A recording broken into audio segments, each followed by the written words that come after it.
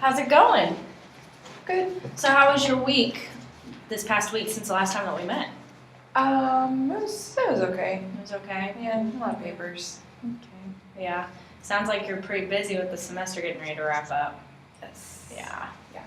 So last time we were here, last week when we met up, we had talked about how you wanted to work on feelings of being vulnerable, as well as how you process through your emotions whenever going through difficult situations.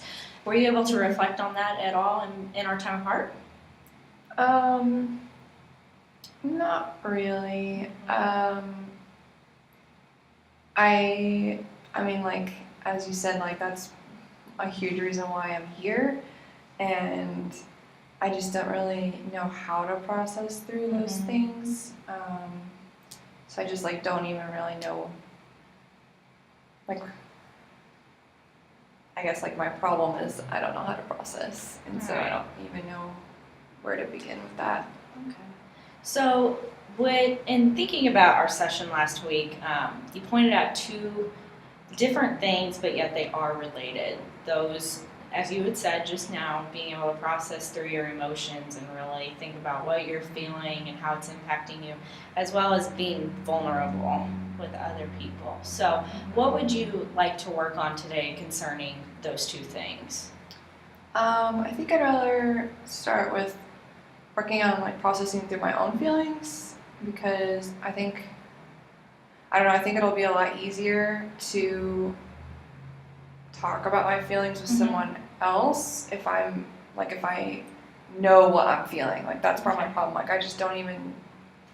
sometimes I just don't even know what I'm feeling, so it's hard for me to feel comfortable communicating to them if I don't even know how to do that. Absolutely. I can completely understand that and where you're coming from and why you would think that way. So, can you tell me about a past experience that you've had, or even just thinking of maybe a situation that you would be in where it would be difficult for you to process through your emotions, or you felt that your emotions impacted a relationship that you have with somebody? Yeah. So a couple of years ago, my mom was diagnosed with rare cancer, and she told us in the family, but, like, we didn't talk about it at all, and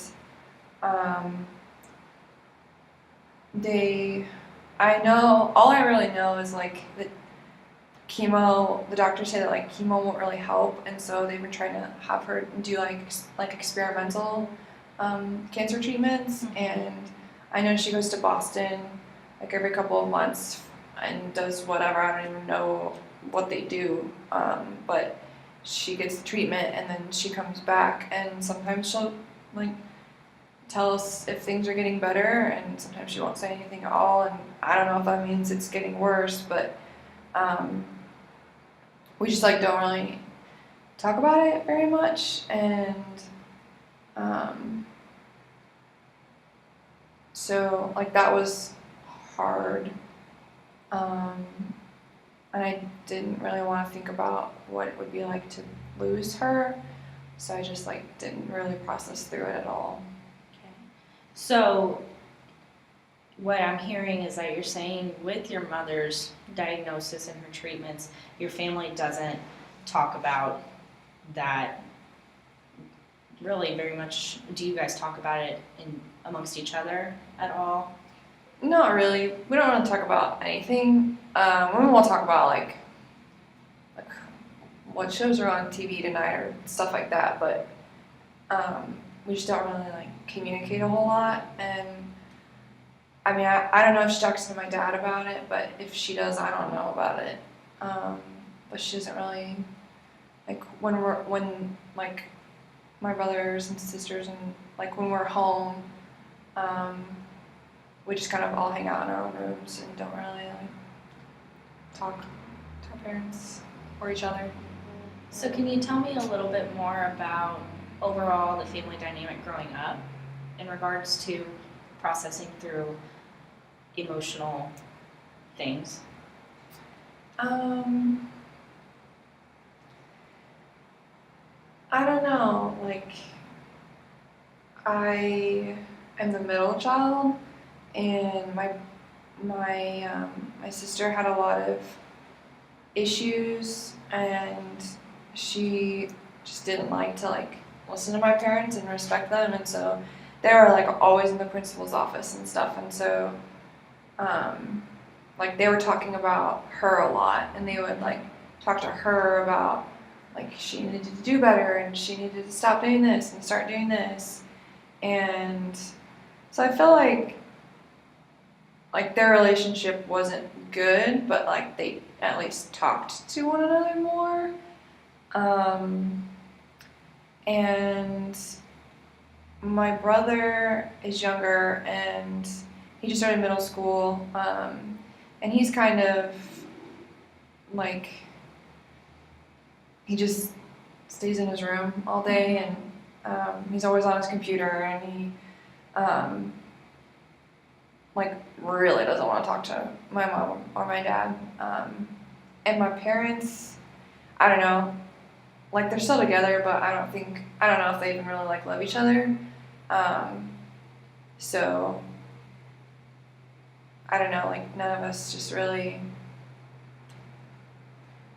like even when we were younger, I don't know, like it's just always kind of been like this. Okay. So would you say that there is a little bit of like emotional disconnect among your family members? Yeah. How do you feel that that has impacted you throughout your life? Well, I think it made it hard for me to know how to communicate with others, and I just never learned how to do that, and so I'm not comfortable with it, and I don't know how to do it, and I never really saw that as something I need to do because it's not something I grew up doing. So like even in high school, like I didn't really have a lot of friends because I didn't really need friends. And yeah, I don't know, it's just, I guess I just kind of feel like I can do it on my own without people because that's just how I've always done it. Okay. So it sounds to me like one of your strengths would be that you're very, very independent. Like that, would you agree with that? Yeah, I guess I never really thought about it that way, but that makes sense, thinking Right. about it like that. Yeah. I know that you said that you didn't really have a whole lot of friends in high school, but you feel that you're able to do things on your own and that you can accomplish them. Yeah. So I would definitely say that that is one of your strengths, just from what I've been hearing from you. So that's great. Can you tell me a little bit about a relationship outside of the family? It could be a friendship, or it could have been a romantic relationship that you feel your problems with being emotionally connected with somebody or processing your emotions has impacted that relationship. Yeah, I dated a guy this past summer, and he was a pretty emotional guy, and when like all the stuff with my mom was happening, like she was, I like briefly mentioned to him that she wasn't gonna be at home because she was gonna be in Boston for getting treatment, and he like started asking me a bunch of questions about it, and like just like asking me questions about like her and like her prognosis, but then also like about how I was feeling about it, and I just didn't want to talk about it, and I didn't like want to think about how I felt, and so I just like kind of shut down and didn't want to talk about it, and he got really upset and started saying like that I didn't care about him, and that like I didn't trust him because I wasn't willing to be open, and I didn't think those things, and like that wasn't how I felt, but I guess I can see how he felt that way, and we did end up breaking up later, and I do think that he felt like there was like an emotional disconnect, to use the words that you used earlier. I guess he mentioned like he didn't really see our relationship going anywhere because Mhm. like I wasn't willing to like emotionally move forward. So I know it's like a problem, but I just don't really know how to like fix it. So would you agree with what he said, that it sounds like that your relationship was strained because you weren't able to emotionally connect with him? Would you agree with that? Yeah, I do, and I don't see like me not wanting to share things with him as a problem, but I recognize that it caused a problem because it was a Okay. problem for him. Okay. So, in regards to this, you're uncomfortable with becoming emotionally connected or close with somebody.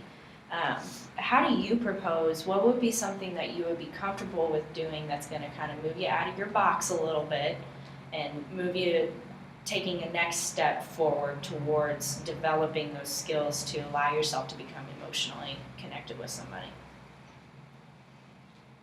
That's a good question. I don't really feel comfortable like taking a step and like actually talking to someone about my feelings, but I would be willing to at least like explore them on my own. And I don't know, maybe I could like do like a journal and like just write about like how my day was, or if I like had like a feeling that day and I either like wanted to shut it down or felt good about it. I don't know, just like Okay. writing it down. Yeah, journals are great ways to do that. So if you're comfortable with it, we can go on ahead and set that as a goal for our next session. Just write down in your journal what you're feeling throughout the day, how you feel you're processing through emotions, and we can go through that at our next session, and we'll kind of delve into it and analyze it and see what you want to do next. How does that sound? Good. Does that sound good? Yeah. All right. Thanks, Amelia. We'll see you next week.